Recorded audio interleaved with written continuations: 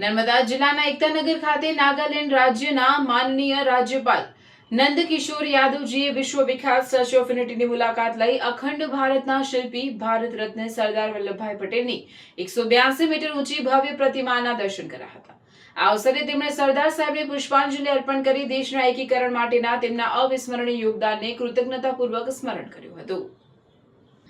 મુલાકાત દરમિયાન રાજ્યપાલે સ્ટેચ્યુ ઓફ યુનિટી પરિસર સહિત વિવિધ આકર્ષણોનું અવલોકન કર્યું। તેમણે 153 મીટરની ઊંચાઈએ આવેલી વ્યુઇંગ ગેલેરી પરથી નર્મદા નદી, વિંધ્યાચલ અને સાતપુડાની ગિરિમાળાઓના મનમોહક દ્રશ્યો નિહાળ્યા હતા।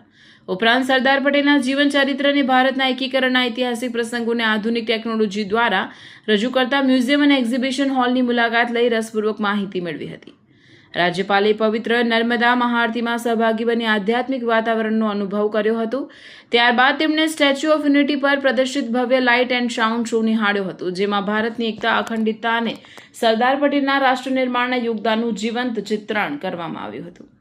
આ પ્રસંગે પોતાના પ્રતિભાવમાં રાજ્યપાલ નંદકિશોર યાદવજીએ જણાવ્યું હતું કે સ્ટેચ્યુ ઓફ યુનિટી માત્ર વિશ્વની સૌથી ઊંચી પ્રતિમા જ નથી, પરંતુ ભારતની એકતા, અખંડિતતા અને રાષ્ટ્રીય ગૌરવનું જીવંત પ્રતીક છે। અહીં આવીને દેશભક્તિની નવી પ્રેરણા અને રાષ્ટ્ર સેવાની ભાવના વધુ દ્રઢ બને છે।